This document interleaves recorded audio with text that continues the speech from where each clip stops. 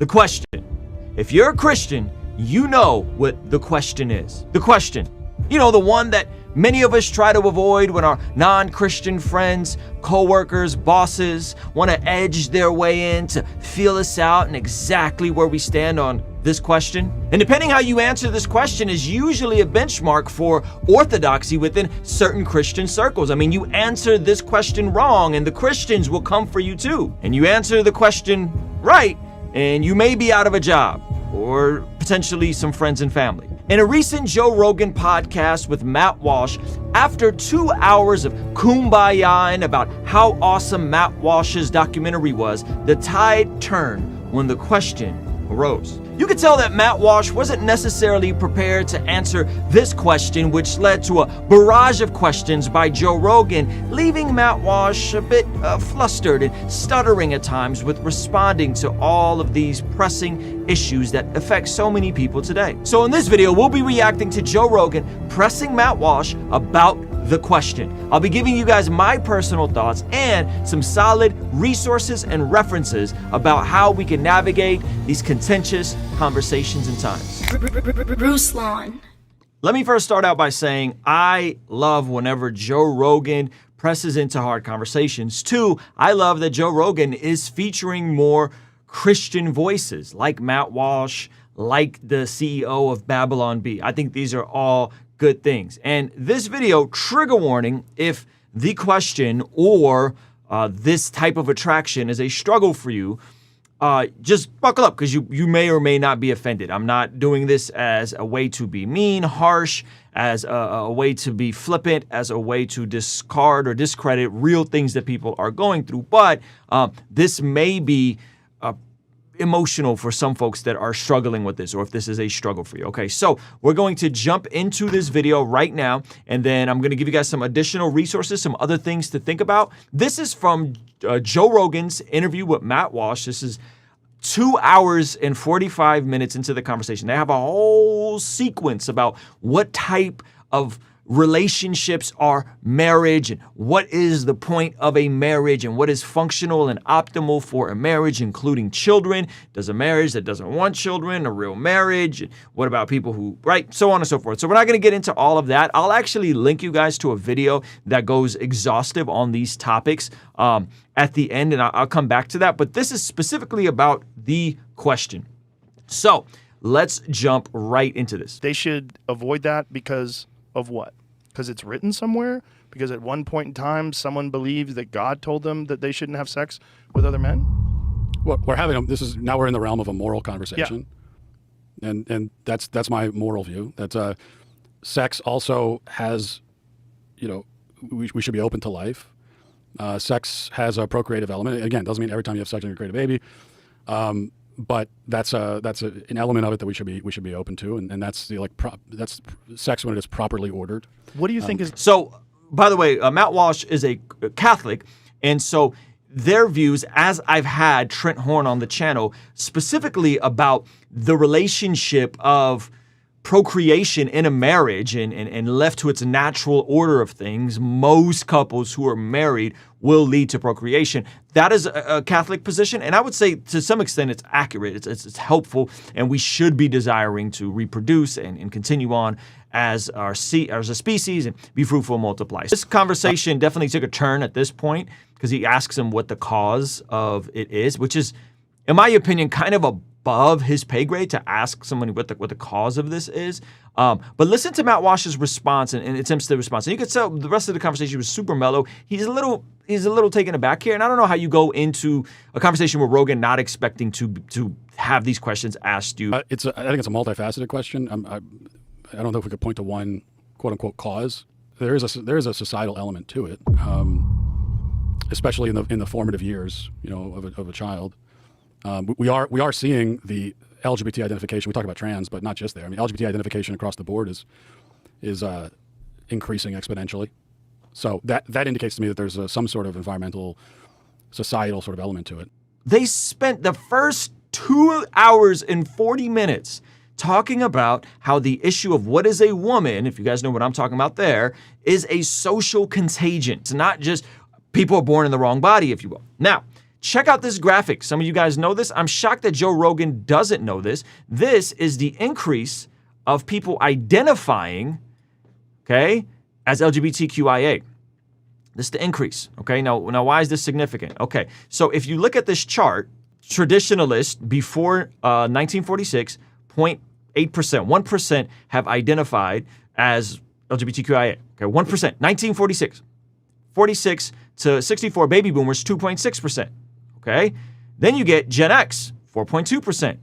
Then you get millennials, okay, 10.5%. And then Gen Z is identifying at a whopping 20.8%. Okay. Joe Rogan should be sophisticated enough to know, at least know about this. What is it saying? Every single generation, the rate in self-identification has doubled. If we continue on at this rate, 40% will then identify. If we just keep with the next generation, whatever comes after Gen Z, my kids' generation, 40% will identify as a part of the LGBTQIA community. So I think it's important to acknowledge that there is some sort of social element to what's happening, okay? That it's not just hardwired into people, because if it was, then goodness gracious, look at the jump. I mean, millennials, my generation is when it became more accepted, not just celebrated, right? It became more accepted. I would say Gen X was accepted, right? So this is a very interesting graph that I don't think is acknowledged enough, and I wish Matt Walsh would have pointed specifically and they could have pulled this off, because I think this makes a great point for Matt Walsh with regards to the social element of what's happening here. And of course, Rogan would concede that this is for the T, but the LGB, not so much. When I remember that in high school, there was a lot of Bs that were girls at the time, and then they grew up and all had babies and got married and were no longer Bs. They all of a sudden just became heterosexual. So I find that very interesting that is a thing, right? This is where like the rubber meets the road when it comes to like Christian ideology and enforcing or encouraging those belief systems on other people that don't agree with them. Well, we're not talking about forcing. Well, okay, encouraging or even discussing in a way that you disagree with it. Like, why would you care? That's what I don't understand. Notice the conflation made by Rogan and then Matt Walsh correcting him. It's actually not about forcing anything on anyone. This is a conflation on Rogan's part. It's also consumed on Rogan's part that everyone wants to legislate these sorts of acts. That, hey, I think that marriage is only designed for one man, one woman, covenantal marriage, and therefore I think that fornication and friends with benefits and hookup culture should be banned. That doesn't always have a direct line across, right? And Matt Walsh kind of explains this. If you want to live the Christian lifestyle and you want to be an obedient Christian, then sex happens within the confines of the marriage, and marriage between a man and woman. And but do you think that comes from God, or do you think that comes from men? Do you think that that's human beings that have developed these ideologies that they would like people to follow, these behavior patterns that they'd like people to follow, or do you think it really comes from God? And if it really does come from God, why would God make people gay in the first place? That's the question. Let's listen to how Matt Walsh answers this, and then I'm going to show you guys another resource. Well, of course I would say it comes from God. If I didn't believe that, then I wouldn't be Christian. Why would God make people gay? All people have proclivities or towards different sins. There's different things that we would call sins. Yeah, but if that's like their fundamental attractiveness, they're attracted fundamentally to other men, like, or other women. Like, why? It seems like something that God gave them. Like, why would God give you an attractiveness? Or why would you be attracted to the same sex if that was morally reprehensible, if that was against God's will? Why would he instill that lust and that desire and that feeling of being attracted and feeling of being in love with someone of the same sex? Good question, right? Good question. So I'm going to give you guys a better answer than Matt gives. Matt gives an okay answer, but I'm going to give you guys a better answer here. But before we do that, guys, again, smash that like button. And if you need some free resources, we have a free How to Study the Bible course. The link is in the description over at mastermydevo.com. If you're dealing with any type of formation with habits, we have a Master My Habits course as well. The link for that is in the description. Here is, I think, a great resource from someone that I consider a friend. from actually an older video, and I think he does a killer job answering this. This is Pastor Mike Winger, so send him all your angry DMs as we play this clip. But I think he does a masterful job answering this exact question. Check it out. But here's my conclusion. Let's suppose that it's true that everyone's born gay. Here's the Christian perspective. It's irrelevant. It doesn't matter if they're born gay. It doesn't matter if someone is actually born with a predisposition towards a homosexual life, or they're born with no same-sex attraction, and no opposite-sex attraction, and only same-sex attraction. It's irrelevant. And please hear me out on this. Hypothetically, if it's inborn to have same-sex erotic desires, it's still wrong. I mean, God knew that it was inborn, am I correct? Didn't he know this? But he still said, don't do it. And so I could respond, how I'm born doesn't equal this is what I should do. I could quote Howard Dean slightly differently, maybe adding a couple of my own words and taking some of his out. If God didn't want people to be jerks, then why did he make so many? Excuse me, if the instances of jerkism are far beyond the instances of homosexual attraction. And I'm going to suggest here that this might be a case that people are born jerks. And I'm not mocking anybody here. I'm just simply trying to draw out a point. When you draw this point out to its logical conclusion, everything's permissible because whatever comes natural is therefore good. But natural doesn't equal good. People may be born selfish. I would say they probably are. Natural doesn't necessarily mean good. Something to marinate on. I know in our society, we celebrate and we elevate the idea of what is natural to me on the apex of values, authenticity, transparency, my opinion, my truth. But just because something is natural to you, that doesn't necessarily mean that it's ideal or the way God designed it. So I should be thoughtless and careless of others' needs because I was born selfish. People may be born lazy. Now that I'm pretty sure I was. So does that mean I should lay about and have others provide for me? If I'm born a fornicator, does this mean I should have lots of sex partners? That I'm not designed to be monogamous, and so I should have lots of women, and this is natural. In fact, this is the atheist position of some individuals, Sam Harris in particular, who is one of the modern atheist writers, famous, super popular atheist writer, who writes on morality in atheism all the time. And he says, man was not made to be monogamous. Evolution did not design this. It's not natural. It's not good. I mean, we're hearing that argument a whole lot with this whole new push for polygamy, are we not? And because he's right, man. Who here is designed to only be interested in one person? Yeah, it's not design. It's self-control and it's commitment, and that's what love turns out to be right there. So people may be born gluttons, but maybe what's enough for you, food-wise, isn't enough for me. So then I'm supposed to just keep eating. That's how I'm supposed to be. I could be born violent, born a thief, born a liar, born a racist, born polygamous, or born with bestiality genes, perhaps.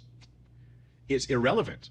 It doesn't make it okay. That's the point. In theology, in Christian theology, this doesn't make for acceptance because the Bible seems to speak to this possibility. It talks about in Ephesians 2:3, it says, among whom also we all once conducted ourselves, amongst the world, amongst the ungodly, in the lusts of our flesh, fulfilling the desires of the flesh and of the mind, and were by nature children of wrath, just as the others. Going on to say, we have something we call sin nature. Sin is quite natural to me. I'm inclined toward it. It's only through obedience and sacrifice, self-denial, that I can walk in obedience to God. This is a basic tenet of following Jesus. Take up your cross, die to yourself, and follow me. It's Mike Winger, ladies and gentlemen. You guys could send him all your angry DMs. Okay? It's Mike Winger. Let's get back to this Joe Rogan interview. I think Matt Walsh could have answered this in a similar way, but let's see how he answers this. I don't think instilled is not the word that I would use. I don't think God use? instilled it. I think that one of the again you want to get into Christian doctrine. I mean one of the Rogan said, yeah, okay, here we go. Here's the Christian doctrine, buddy. basic elements of Christian doctrine is that we're a fallen species, and so which is when you really think about it at its core, foundationally, there's tension between the idea of people being generally born good and then being corrupted by society and capitalism and whatever system or ism you want to add to it, okay? Or us being born bad and problematic with issues, okay? There's a tension there. And this is actually very offensive if you think about it.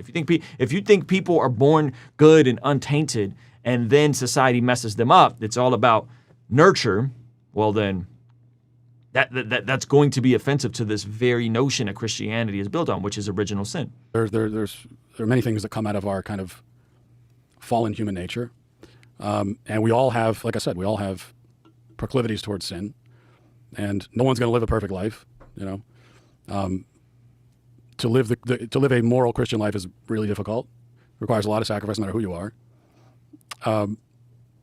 And that's it. I mean, it's. Have you wrestled with these thoughts before? Have you had these kind of conversations and really Sure, absolutely. tried to figure out why? Yo, Rogan, have you ever thought? Yes, Joe. Yeah, we think through these things. We talk about these things. We wrestle with these things. I've been walking with Jesus for 20 years. Wrestled with this. Had friends that are same-sex attracted, same-sex practicing.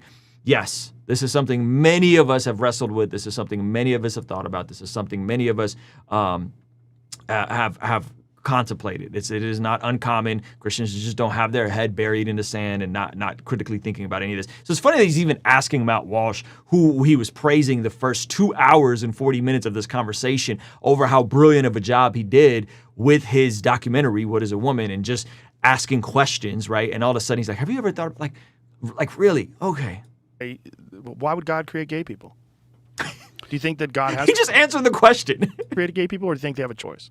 God has created all people, so every person that's gay was created by God, of course. I almost thought I got the timestamp wrong. I almost thought, like, did I accidentally rewind this? Right? Because he literally asks the question again. Hey, why this? Matt gives him an answer. And then he gives him an answer. And then Joe Rogan says, well, why did he create? And he's like, okay, let me answer it another. Like, how many different ways do you have to answer this? Where exactly does that proclivity come from? Like I said, I don't know exactly. I mean, to say that someone's born gay, I have issues with that go beyond theology, because now you're talking about, if you're born with any sexual proclivity, then that means that we're talking about like gay infants and so on. And right, but don't you think people are born straight? That some people are born straight? Were you born straight? It's an odd way of talking about it. Like to say that a baby is heterosexual. I think babies don't have a sexuality in that sense. Right, that's something but eventually they will develop a sexuality, and a small percentage of them will be homosexual. And that's always been, been documented. It's natural. Yeah. It's even natural in some animals. Yeah, Joe, and some animals eat their own feces. Some animals lick their own balls. Okay? This desire to elevate what people want to do naturally as the epitome of all virtue and value is asinine to me. I think this conversation that we're having, one of the more important things of being able to have conversations like this is that people that do have differing perspectives can have a civil conversation on why they believe what they believe. Yep. This is so sadly uncommon in our culture. And there's going to be people out there that agree with you, that are listening to this, that are like, this gave me some hope. The fact that Rogan was able to say, hey, you know what? We strongly disagree. However, it's important that we have these conversations. I am on Matt Walsh's side, and there's going to be people that see my point. But that's part of being a person. Part of being a human being that exists in 2022 is there's a lot of different ways to live your life and a lot of different ways to see the world. And whether or not you and I ever come to an agreement about this, it's not really that important. Well, what's important is that you get a chance to discuss it.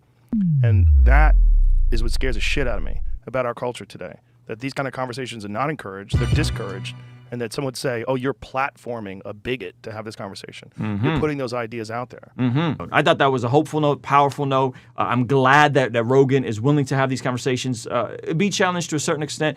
And, I think Matt Walsh could have answered some of these different in terms of the broader conversation about the intent of marriage. However, I'll link a pinned comment from another Catholic, Trent Horn, that actually goes over this in an hour-long video meticulously covering the details of this specific conversations, the intent for marriage and procreation, all that kind of stuff. So that'll be linked below. Okay, now, if you guys want to see a time where I was pressed on this same question and how I responded, did I fold? Did I do a good job? I will pin this video over here. You guys can go take a look and see how I answer this question in a similar context on a non-Christian podcast. You guys can go check that out. All right, so I'm going to see you over there.